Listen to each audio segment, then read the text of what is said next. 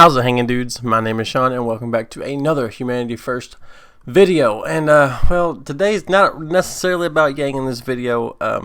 As we've said before, that I think it's very important that we sometimes, fight back against some of the other candidates, exposing them for how bad they actually are, and why Andrew Yang is actually, the one to pick. You know what I'm saying? You gotta pick that guy. I mean, there's nobody else. There's nobody else. And I want to focus a little bit on Joe Biden today, because I haven't really given him much love. You know what I mean? If you can call what I do love. But yeah, Joe Biden is well, I guess the Daily Caller said it best. They put a nice little snippet together of some of his best gaffes, and I don't want to play the whole thing because it's their video, but I do want to play a small segment from it, and I think you guys will enjoy it. So I'll catch you on the other end. They're gonna put you all back in chains. In Delaware, the largest growth in population is Indian Americans moving from India. You cannot go to a 7-Eleven or a Dunkin' Donuts unless you have a slight Indian accent. I'm not joking. Once again, the curse of Biden strikes. I've gotten to know you well enough. You want me to stop because I'm embarrassing you. Pardon me? Every 10 minutes there's a shift in sort of what the strategy is. Again, Who gives a shit? It's a large, very identifiable Somali community.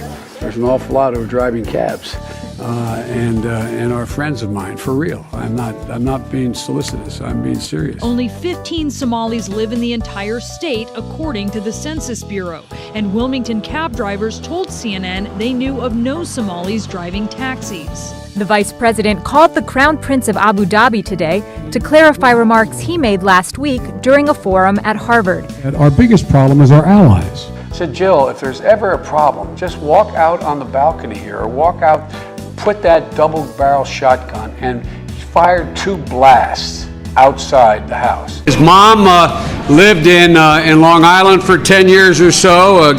God rest her soul. And although your mom's still alive as your dad passed. God bless her soul.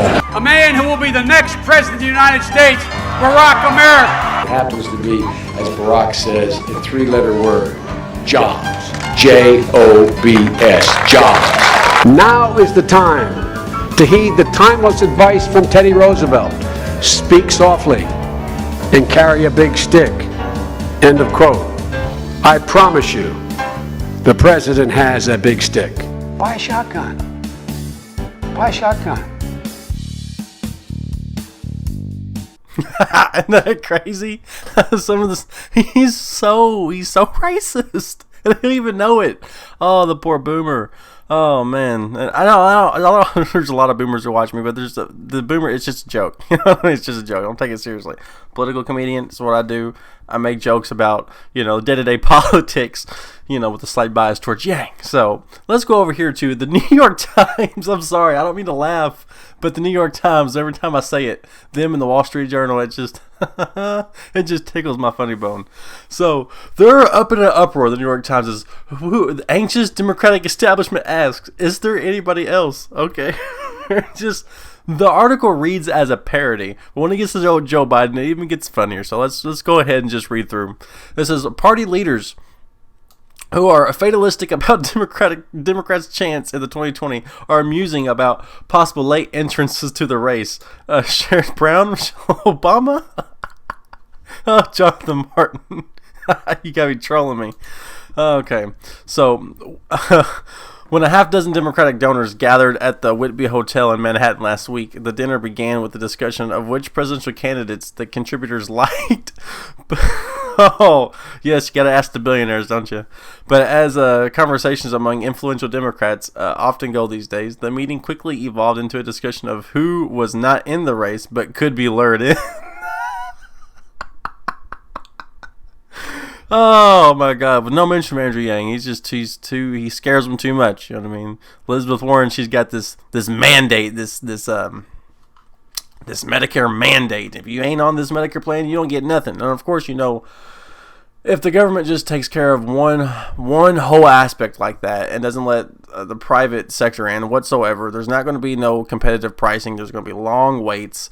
There's not going to be the best type of care. You know what I mean? It's just, you put a lot of shit into a bureaucratic system. It does never work. And so that's one reason why they got Warren up here. Michelle Obama, she done said that she's not going to run. She has no interest in running.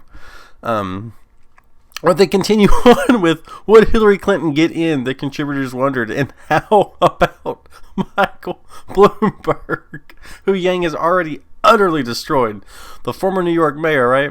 One person even mused whether Michelle Obama would consider a late entry, according to two people who attended the event, which was hosted by the progressive group American Bridge. They're so progressive, letting billionaires come in and just put their finger on the scale of democracy. I'm sorry, as it's going right now, Bernie and Yang has the best chance of winning. You can say Warren, you can say Pete, but as they're getting ready to say here, Pete Cave expand his voters past the white majority. Oh, because he's forging black support. He's forging black support in South Carolina. So let's continue. It's that time of the election season for Democrats. Since the last debate, just anecdotally, I've had 5 or 6 people ask me, "Is there anybody else?" said Lee Daughtry, a longtime Democrat who has run 2 parties at recent conventions.